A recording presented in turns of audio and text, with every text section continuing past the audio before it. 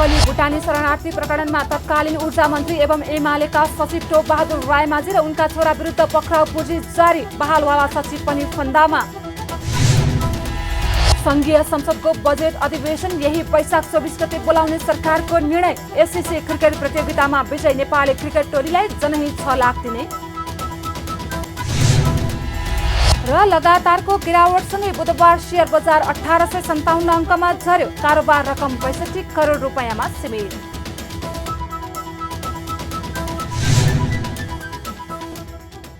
नमस्कार, कारोबार समाचारमा स्वागत छ। अब समाचार विस्तारमा।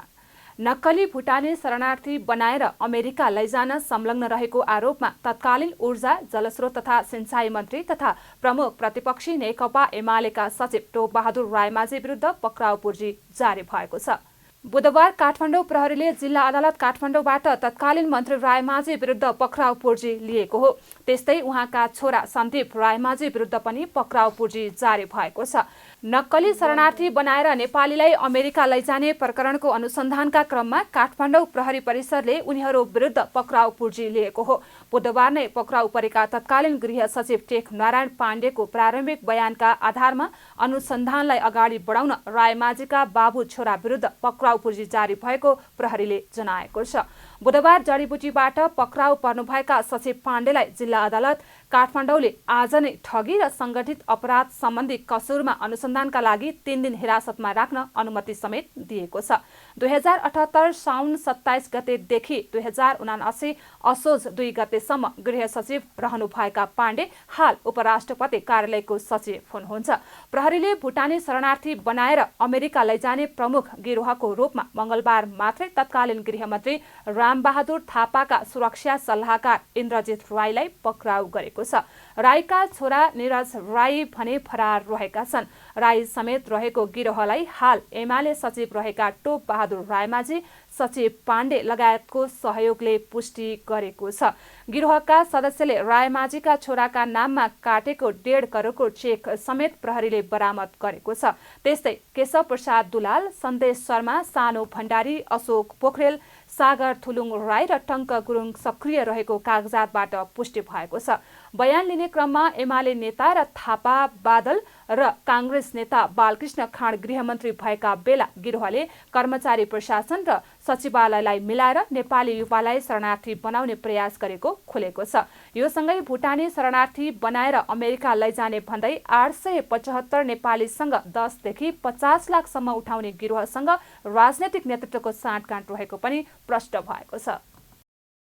चुरे मुहान भएर बग्ने नदी तालतलैया धेरै भएको सुदूरपश्चिमको कैलाली जिल्लाको कैलाली गाउँपालिका जिल्लाकै सबैभन्दा बाढी प्रभावित क्षेत्र हो। त्यसमा पनि भारतसँग सीमा जोडिएको मोहनपुर सबैभन्दा प्रभावित छ। वर्षादमा नदीमा बाढी आउँदा यस क्षेत्रका बासिन्दा नेपालसँग नै सम्बन्ध विच्छेद भएर बस्नुपर्ने बाध्यता छ भने बालबच्चाको पढाइ पनि 3 महिना स्थगित हुन्छ। बाढीका कारण डुङ्गा नचल्ने अवस्था हुँदा सुत्केरीको ज्यान समेत गुमेको छ। यस सन्दर्भमा एक रिपोर्ट। प्रत्येक वर्ष मोहना, धुराहा, गुरही लगायत नदीमा आएको बाढीबाट ठूलो क्षति हुने गरेको छ। गाउँपालिकाले विभिन्न गैर सरकारी संस्थाको सहयोगमा पूर्व सूचना प्रणालीको व्यवस्था गरेकाले मानवीय क्षति रोकिएको छ। तर बाढीले नदी तटीय क्षेत्रका धेरै बगाउने भएकाले भौतिक सम्पत्तिको क्षति ठूलो हुने गरेको छ। बाढीका कारण मोहनपुर वार्ड नम्बर 3 त हरेक वर्षयाममा नेपालसँग सम्पर्क नै विच्छेद हुने गर्दछ। उत्तरबाट आएको घुरा नदी र दक्षिणबाट आएको मोहना नदी एकै स्थानमा मिसिदा वर्षातको समयमा मोहनपुर बस्तीसम्म डुब्ने गरेको स्थानीय बताउँछन्। भारतसँग सीमा जोडिएको मोहनपुर वडा नम्बर 3 नेपालसँगको सम्पर्क विच्छेद भएपछि भारतीय जङ्गलमा आश्रय लिन पुग्ने गरेका छन्। बालबच्चाको पढाइ पनि 3 महिना स्थगित हुन्छ। बाढीका कारण डुङ्गा नचल्ने अवस्था हुँदा सुत्केरीको ज्यान समेत गुमेको मोहनपुर वडा नम्बर 3 का स्थानीय शीतल प्रसाद डगौरा बताउनुहुन्छ। त्यो दुईटै नदी जोडेर पानी ठुलो मुहान भएर यता जोडिन्छ पानी। त्यसपछि अगाडि उतासम्म त्यो रोडदेखि त्यहाँ मोहनपुर गाउँ बस्तीसम्म पुरा डुबान भइहाल्छ। त्यसपछि मान्छे यता ओहोर दोहोर गर्ने धेरै अप्ठ्यारो पर्छ। झुलुङ्गिया पुल नभएर बालबच्चाहरूको लेखाइ पढाइ सबै 2-3 महिना अब बर्खामा पढाइ हुन्छ हाम्रो नेपालमा। त्यो पढाइ पनि स्थगित हुन्छ उनीहरूलाई। 3 महिना स्थगित भएर उनीहरूलाई पढाइ यति अप्ठ्यारो हुन्छ। एकचोटि हाम्रो गाउँमा यस्तो भएको, सुत्केरी गर्ने बेला ठ्याक्कै यहाँ सुत्केरीलाई ल्याएर यहाँ राखेको, उताबाट अब डुङ्गा नचल्ने अवस्था भयो। सुत्केरी पनि एउटा महिलाको ज्यान पनि गुमायो हामीले। अब झुलुङ्गिया पुल नभई नहुने अवस्था छ यहाँ। मोहना नदीले कैलाली गाउँपालिकाको वडा नम्बर 3 मोहनपुरमा सबैभन्दा बढी क्षति पुर्याउने गरेको छ। उच्च जोखिम रहेको जानकारी पाएर पनि गाउँपालिकाले कमैया लगायत सुकुम्बासीलाई मोहना नदीको तटीय क्षेत्रमा नै बसोबासको व्यवस्था गर्दै आएका छन्। वैकल्पिक स्थान नभएकाले त्यसो गर्न परेको गाउँपालिकाका अध्यक्ष राजसमद चौधरी बताउनुहुन्छ। प्रत्येक वर्ष आएको बाढीका कारण गरिबी बढाएको भनेर गाउँपालिकाले मालपोत शुल्कमा 50% मिनाहा दिएको छ। अध्यक्ष चौधरी चुरे मुहान भएका धेरै नदी र तिनको बहावको प्रकृति पनि परिवर्तन भइराख्ने भएकाले पुरै क्षेत्रमा नै तटबन्ध गर्नुपर्ने तर्क गर्नुहुन्छ। तटबन्धमा खर्च बढी लाग्ने भएकाले जोखिमयुक्त बस्तीहरूलाई सुरक्षित स्थानमा सार्नुपर्ने सुझाव आफ्नो रहेको उहाँले बताउनुभयो। कैलाली गाउँपालिकाको 5-6वटा बस्ती चाहिँ एकदमै अप्ठ्यारो अवस्थामा हो। यो बस्तीलाई बरु अन्य व्यवस्थापन गर्न नसकेको भए राम्रो हुन्थ्यो। किन त प्रत्येक वर्ष हामी बाढी पीडित गर्ने र त्यही खालि राहतैमा मात्रै वितरण गरेको जस्तो पनि भइराखेको अवस्था चाहिँ छ। हामीलाई थाहा छ यो ठाउँमा बाढी आएर डुबान एरिया हो, तर हामी मुक्त कमैया लगायत सुकुम्बासीलाई बस्ती बसाल्दाखेरि पनि त्यही नदीकै छेउमा हामी बसाल्छौँ। 16 घर परिवार चाहिँ एक ढुर जग्गा पनि अवस्था छैन। 16 घर परिवारको जम्मै बस्ती नै। अब स्थानीय सरकारको अब सीमित स्रोत साधन हुन्छ र यहाँ मोहना घुरा नदी ठुल्ठुला नदीको कारणले गर्दा अब स्थानीय बजेटको कारणले तटबन्धन त्यति हामीले गर्न सकिराखेका छैनौँ। पछिल्लो समय असार साउनमा नभए असोज कार्तिकमा बाढी आउने गरेकाले काटिसकेको धान पनि भित्राउन नपाउने र घरभित्रको अन्न पनि डुबानका कारण क्षति पुगेपछि जोखिम प्रभावितहरूको आर्थिक अवस्था हरेक वर्ष शून्यमा पुग्ने गरेको छ। वर्षभरिका लागि जोहो गर्ने धान खेती नै प्रभावित भएपछि पेट पाल्ने समस्या हुने गरेको छ। चुरे मुहान भएर बग्ने नदीहरूले पुर्याउने क्षति न्यूनीकरणका लागि नदी बहावको प्रकृति र भौगोलिक अवस्थाको विश्लेषण गरी विपद व्यवस्थापन योजना बनाउनु पर्ने विज्ञहरूको सुझाव छ। चुरे क्षेत्रको कमजोर संरचना, वन विनाश, जलवायु परिवर्तनको असर तथा चुरेबाट बग्ने नदीको संरचना विश्लेषण गरेर मात्रै योजना बनाउँदा समस्याको दीर्घकालीन समाधान निकाल्न सकिने पनि विज्ञहरूको भनाइ छ।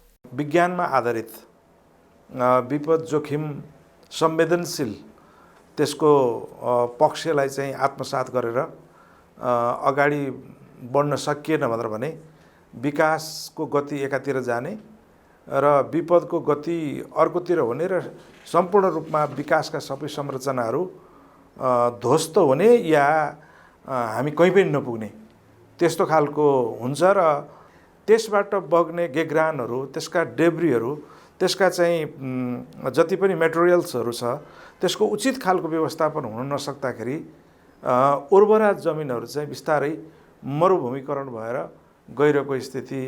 त्यहाँ मात्र होइन, सिँगै चुरेबाट बग्ने नदीहरूले तराई मधेसमा चाहिँ यो खालको समस्या सिर्जना गरेका छन् र हेर्दाखेरि चाहिँ मोहनाको मात्रै समस्या हो कि जस्तो लाग्छ। सयौँ यस्ता नदीहरूले तराई मधेसमा गरिरहेको समस्या भनेको यही नै हो। यसको अन्त्य भनेर भनेको यो विज्ञ नीति निर्माता जनप्रतिनिधिहरू एक ठाउँमा बसेर एकीकृत सोचका साथ चाहिँ उपायहरू पत्ता लगाउने र समाधान गर्न सकेन भनेदेखि यो अझै भयावह हुन्छ। समग्रतामा हेर्दाखेरि चाहिँ अब जलवायु परिवर्तनको जुन खालको इन्टेन्सिटी बढिराखेको छ त्यो इन्टेन्सिटीलाई चाहिँ हामीले हेर्ने हो भनेपछि त्यो नदीको जोखिम चाहिँ प्रदेश राजधानी बन्न लाग्यो प्रदेश राजधानीमा पनि पर्न सक्ने देखिन्छ भने तल्लो तटीय क्षेत्रमा जस्तो धनगढी अत्तरिया बजारहरू, धनगढीको यो भारतसँग जोडिएको नाकासँग जोडिएका चाहिँ कतिपय चाहिँ समुदायहरू पनि त्यसको जोखिममा परेको चाहिँ अवस्था हो। गाउँपालिकाले हौसलपुर र मोहनपुर जोड्ने मोहना नदीमा झोलुङ्गे पुल निर्माणका लागि सङ्घीय सरकारसँग माग गरेको छ। स्थानीयले पनि पुल निर्माण गरिँदैछ भन्ने सुन्न थालेको धेरै भइसक्यो, तर पुल निर्माणको काम थालनी समेत भएको छैन। उनीहरू हिउँदोको समयमा काठको साँगु बनाएर मोहना नदी तर्ने गर्छन्। नदीमा पानीको बहाव बढेपछि जलमग्न हुन्छ अनि उनीहरूको नेपालसँगको सम्पर्क विच्छेद हुन्छ। त्यसैले नदीको बहाव र प्रकृतिगत संरचनाको अध्ययन गरेर तत्काल वैज्ञानिक आधारमा नदी नियन्त्रणको पहल नगर्ने हो भने बाढी डुबानका कारण घरबार विहीन हुनेको सङ्ख्या बढ्दै जानेछ। यसले अन्ततः गरिबी न्यूनीकरण गर्ने सरकारको लक्ष्यलाई कागजमा मात्रै सीमित राख्नेछ। संघीय संसदको बजेट अधिवेशन यही वैशाख 24 गतेका लागि बोलाउने तयारी भएको छ। बुधबार बसेको मन्त्री परिषद बैठकले संसदको बजेट अधिवेशन वैशाख 24 गते बोलाउन राष्ट्रपति रामचन्द्र पौडेल समक्ष सिफारिस गर्ने निर्णय गरेको हो। बजेट अधिवेशनमा सरकारको नीति तथा कार्यक्रम र बजेट प्रस्तुत गरिनुका साथै त्यसमाथि छलफल गरेर पारित गरिन्छ। संविधानको व्यवस्था अनुसार जेठ 15 गते संसदमा बजेट पेश गर्नुपर्छ। त्यसपछि सरकारको नीति तथा कार्यक्रम राष्ट्रपतिले प्रस्तुत गर्ने प्रचलन छ। मन्त्री परिषद बैठकको निर्णय सार्वजनिक गर्दै संचार तथा सूचना प्रविधि मन्त्री तथा सरकारका प्रवक्ता रेखा शर्माले वैशाख 24 गते संसदको अधिवेशन बोलाउनका लागि राष्ट्रपति समक्ष सिफारिस गर्ने निर्णय गरिएको जानकारी दिनुभयो। आगामी 24 गतेको लागि हाम्रो यो के अरे संसद बैठकको आह्वानको निम्ति राष्ट्रपतिकोमा सिफारिस गर्ने भन्ने पनि निर्णय भएको छ। त्यस्तै मन्त्री परिषदको बैठकले एसएसयू क्रिकेट प्रतियोगिताका विजय नेपाली क्रिकेट खेलाडी र मुख्य प्रशिक्षकलाई जनही 6 लाख रुपैयाँ र अन्य टिम अफिसियललाई जनही 3 लाख रुपैयाँका दरले रकम उपलब्ध गराएर प्रोत्साहन गर्ने निर्णय पनि गरेको छ। त्यस्तै कीर्तिपुरको क्रिकेट मैदानलाई अन्तर्राष्ट्रिय स्तरको बनाउन आगामी आर्थिक वर्षको बजेट विनियोजनमा विशेष प्राथमिकतामा राख्ने भन्ने निर्णय गरिएको पनि संचार तथा सूचना प्रविधि मन्त्री तथा सरकारका प्रवक्ता शर्माले जानकारी दिनुभयो। एससीसी क्रिकेट प्रतियोगितामा विजयी खेलाडी नेपाली क्रिकेट खेलाडी र मुख्य प्रशिक्षकलाई जनही 6 लाख र अन्य टिम अफिसियललाई जनही 3 लाखका दरले रकम उपलब्ध गराएर प्रोत्साहन गर्ने भन्ने निर्णय आजको क्याबिनेटको बैठकले गरेको छ र त्यसै गरेर कीर्तिपुर स्थित क्रिकेट मैदानलाई अन्तर्राष्ट्रिय स्तरको बनाउन आगामी आर्थिक वर्षको बजेट विनियोजनमा विशेष प्राथमिकतामा राख्ने भन्ने निर्णय पनि आजको हाम्रो बैठकले गरेको छ। मन्त्री परिषदको बैठकले वन तथा वातावरण मन्त्रालयको प्रस्तावमा कोशी टप्पु वन्यजन्तु आरक्षण स्थापना गर्दा विस्थापितहरूको सम्बन्धमा थप छानबिन गरी समस्या समाधान गर्न आयोग पुनः गठन गरी 3 महिना म्याद थप गर्ने निर्णय पनि गरेको छ। प्रधानमन्त्री पुष्पकमल दाहाल प्रचण्डले नेपाली कांग्रेसका 3 जना नेतालाई मन्त्री परिषदमा सहभागी गराउनु भएको छ। बुधबार प्रधानमन्त्री दाहालले कांग्रेस उपसभापति धनराज गुरुङलाई कानून, न्याय तथा संसदीय मामिला, मोहन बहादुर बस्नेत स्वास्थ्य तथा जनसङ्ख्या र डिग बहादुर लिम्बुलाई युवा तथा खेलकुद मन्त्री बनाउनु भएको हो। प्रधानमन्त्रीको सिफारिसमा उहाँहरूलाई बुधबार नै राष्ट्रपतिले मन्त्री नियुक्ति गरेको राष्ट्रपति कार्यालयले जनाएको छ। नवनियुक्त मन्त्रीहरूको बिहिबार दिउँसो 3 बजे शपथ ग्रहण गराउने तयारी छ। राष्ट्रपति रामचन्द्र पौडेलले मुलुकी संहिता सम्बन्धी केही नेपाल ऐनलाई संशोधन गर्ने अध्यादेश 2080 जारी गर्नुभएको छ। बुधबार राष्ट्रपति पौडेलले मन्त्री परिषदको सिफारिसमा उक्त अध्यादेश जारी गर्नुभएको हो। मंगलबार बसेको मन्त्री परिषद बैठकले राष्ट्रपति समक्ष अध्यादेश पठाउने निर्णय गरेको थियो। सरकारले मिटर ब्याज पीडितको समस्या समाधानका लागि उक्त अध्यादेश ल्याएको हो। सरकारले मिटर ब्याजलाई अनुचित लेनदेनको रूपमा परिभाषित गरी कानून रूपमा दण्डनीय बनाउन उक्त अध्यादेश ल्याएको हो। अध्यादेश मार्फत मुलुकी अपराध संहिता, मुलुकी फौजदारी कार्यविधि संहिता, मुलुकी देवानी संहिता र मुलुकी देवानी कार्यविधि संहिता संशोधन गर्न लागेको हो। मिटर ब्याज पीडितको एक समूहसँग गत चैत 17 गते गरेको सहमति अनुसार सरकारले कानून संशोधन गर्न अध्यादेश ल्याएको हो।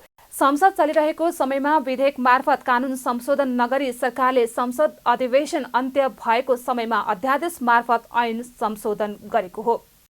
उम्मेद्वारहरूको डाटा मेटिएपछि लोकसेवा आयोगले पुनः दरखास्त आह्वान गरेको छ। आज बुधबारबाट लागू हुने गरी आयोगले 30 दिनसम्ममा पुनः दरखास्त दिन आह्वान गरेको हो। लोकसेवा आयोगले 2079 मङ्सिर, पुष र माघ महिनामा प्रकाशित विज्ञापनहरूमा दरखास्त दिइसकेका उम्मेद्वारहरूलाई पुनः दरखास्तका लागि आह्वान गरिएको आयोगका प्रवक्ता एवं सहसचिव तोय नारायण सुवेदीले बताउनुभयो। उहाँले 2079 मङ्सिर, पुष र माघ महिनामा प्रकाशित विज्ञापनहरूमा दरखास्त दिइसकेकाहरूले मात्रै दरखास्त भर्न पाउने र उनीहरूले दस्तुर शुल्क तिर्नु नपर्ने बताउनु भयो।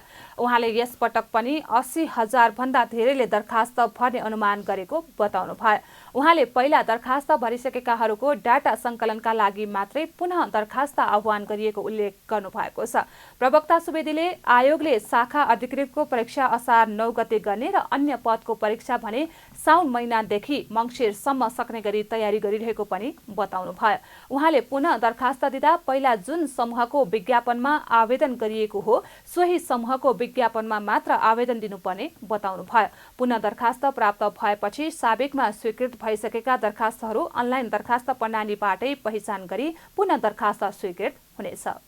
माघ महिनाको अन्तिम बुधबार चाहिँ राजपत्र अङ्कित प्रथम श्रेणी प्राविधिक तर्फको चाहिँ नासु र स्वास्थ्य सेवाको 5औं तहको विज्ञापन गरेका थियौँ। यो 3 महिनाको विज्ञापनमा उम्मेदवारले भरेको दरखास्तका विभिन्न डाटाहरू चाहिँ खास गरेर चाहिँ यो 79 साल फागुनको 23 गतेतिरबाट चाहिँ हाम्रो त सिस्टममा ती डाटाहरू देखिएन, हाम्रो त सिस्टमले काम गरेन। अनि के भयो भनेर चाहिँ हामीले हेर्दै जाँदाखेरि चाहिँ त्यो सिस्टममा हाम्रो जुन हाम्रो यो सफ्टवेयरहरू सबै डाटाहरू स्टोरेज गरेका ठाउँ हुन्छ त्यहाँ केही प्राविधिक समस्या देखियो। त्यो देखिसकेपछि चाहिँ रिभाइभ हुन्छ कि डाटा पुरानै अवस्थामा फर्किन्छ कि भनेर हामी केही समय प्रतीक्षा गऱ्यौँ र राष्ट्रिय सूचना प्रविधि केन्द्र अन्तर्गत GIDC ले उहाँहरूले पनि प्राविधिकबाट बाहिरबाट प्राविधिक ल्याएर पनि कोसिस चाहिँ गर्नुभयो र अहिलेसम्म चाहिँ त्यो डाटा रिभाइभ भएन। पहिलाकै अवस्थामा नफर्किसकेपछि हामीले पुनः जुन उम्मेदवारले पहिले दरखास्त अलरेडी उहाँहरूले भरिसकेका थियो र त्यो हामीसँग त्यो दरखास्त भरेको डाटा नभए पनि उहाँहरूले चाहिँ दरखास्त दस्तुर बापत र राजस्व तिरेको डाटा थियो त्यो हामीसँग अलरेडी सुरक्षित छ र जसले चाहिँ राजस्व तिर्नु थियो उहाँहरूले चाहिँ पुनः चाहिँ फेरि त्यही विवरण एप्लिकेसन भर्न पर्ने गरी चाहिँ हामीले आजदेखि चाहिँ अब 30 दिनको समय दिएर हामीले दरखास्त आह्वान गरेका छौँ।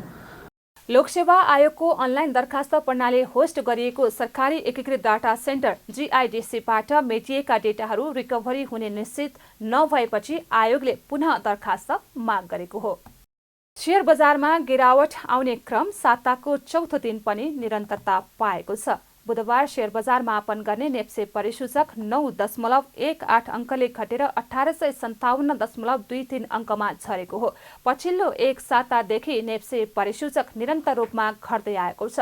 नेप्सेसँगै कारोबार रकम पनि निरन्तर घट्दै आएको छ। बुधबार नेप्सेका 13 उपसमूहमध्ये 2 उपसमूहको परिसूचक बढेको छ भने 11 उपसमूहको परिसूचक घटेको छ, जसमा उत्पादन तथा प्रशोधन र म्युचुअल फन्ड उपसमूहको परिसूचक बढेको छ। जलविद्युत, होटल तथा पर्यटन लगायत अन्य उपसमूहको परिसूचक भने घटेका छन्। नेप्से परिसूचक सामान्य गिरावट भएको दिन आत्मनिर्भर लघुवित्तको शेयर मूल्य 6.09%ले बढेको छ। त्यस्तै श्वेतगङ्गा हाइड्रो पावरको शेयर मूल्य 5.66% बढेको छ। यता NIVL ग्रोथ फन्डको इकाइ मूल्य 5% भन्दा बढीले घटेको छ। बुधबारको कारोबारमा शिवम सिमेन्ट्स कम्पनीको 3 करोड 5 लाख रुपैयाँ बराबरको शेयर कारोबार भएको छ। राष्ट्रिय मानवाधिकार आयोगका अध्यक्ष तप बहादुर मगरले कुनै पनि बहानामा प्रेसमाथि अंकुश लगाउन नहुने बताउनु भएको छ। बुधबार विश्व प्रेस स्वतन्त्रता दिवसका अवसरमा काठमाडौँमा आयोजित कार्यक्रममा बोल्दै उहाँले प्रेस जगतले निष्पक्ष, स्वतन्त्र र मर्यादित भई घृणायुक्त अभिव्यक्तिबाट पृथक भएर काम गर्नुपर्ने बताउनु भएको हो। उहाँले स्वतन्त्र प्रेसका मूल्य मान्यतालाई आत्मसात गर्दै आम जनतालाई सुसूचित गराउने वातावरण सरकारले तयार बनाउनु पर्ने बताउनु भयो। उहाँले मुलुकको मर्म बमोजिम प्रेसको रक्षा गर्नु सबैको दायित्व रहेको पनि बताउनु भयो।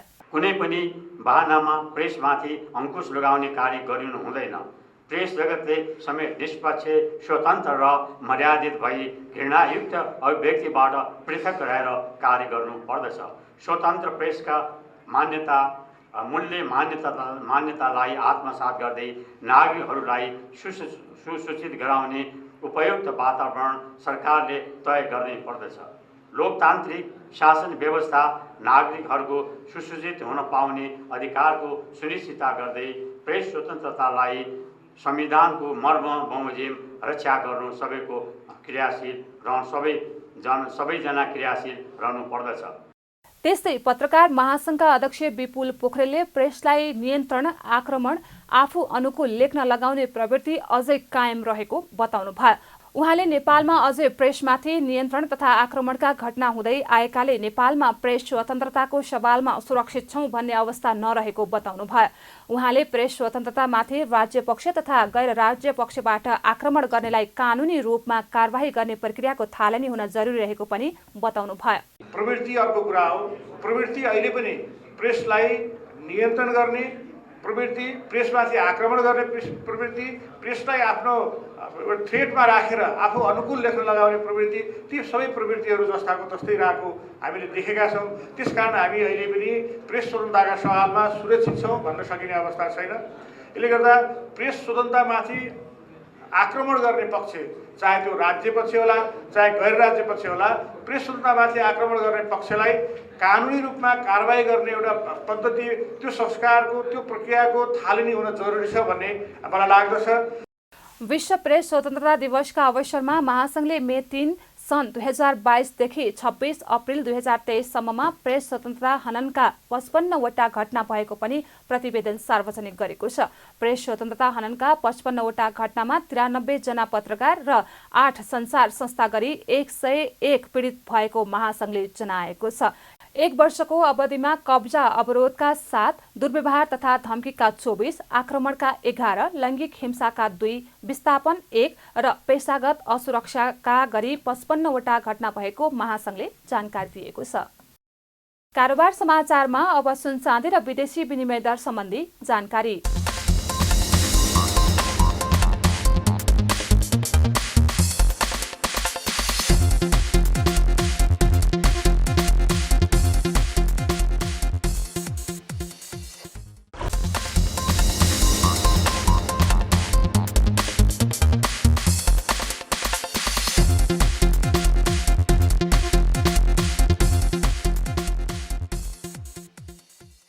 बिदा हुनु अघि अहिलेसम्मका प्रमुख समाचार फेरि एकपटक।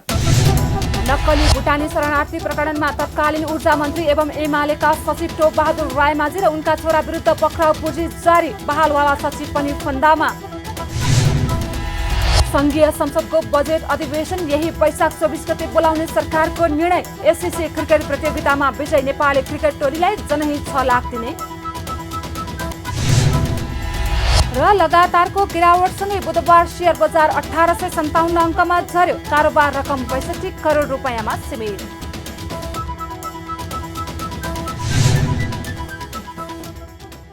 कारोबार समाचार सकियो। हामीलाई बिदा दिनुहोस्। नमस्ते।